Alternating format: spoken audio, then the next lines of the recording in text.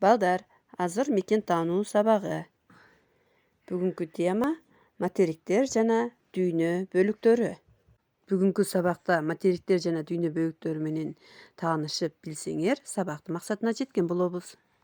Балдар, силер китептен материктер жана дүйнө бөлүктөрү деген темадан биринчи глобусту ким жасаган, глобуста эмне тартылган, алгачкы глобустан азыркы глобустун айырмасы эмнеде деген суроолорго жооп издеп, окуп, түшүнүп айтып бересиңер. Глобуста биздин планетанын кургак жерлери менен суу мейкиндери тартылган. Кургак жерлер материктер менен аралдар. Материк бул бардык тарабынан деңиздер, мухиттер, суулар менен курчалган чоң кургак жер. Жер шарында 6 материк бар: Евразия, Африка, Түндүк Америка, Түштүк Америка, Антарктида, Австралия. Дүйнөнүн эң чоң бөлүгү Азия. Евразия менен Африканы эски дүйнө деп атап калышкан, ал эми Америка, Австралия жана Антарктида жаңы дүйнө болуп аталышат.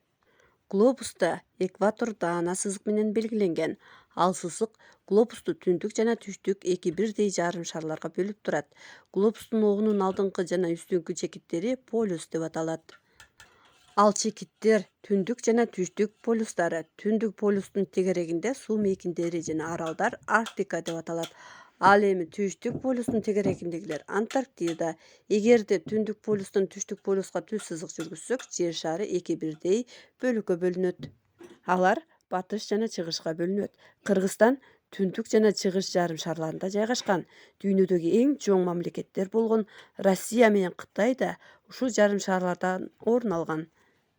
Дүйнөнүн бир бөлүгү болуп эсептелген Америка бүт бойдон батыш жарым шарында жайгашкан. Эстеп калгыла деген жерди жаттап айтып бересиңер. Суроолорго жооп бергиле жана таблицаны толтургула, дептерге толтуруп көрсөтөсүңөр. Ушуну менен сабагымды аяктайм. Саламатта калгыла.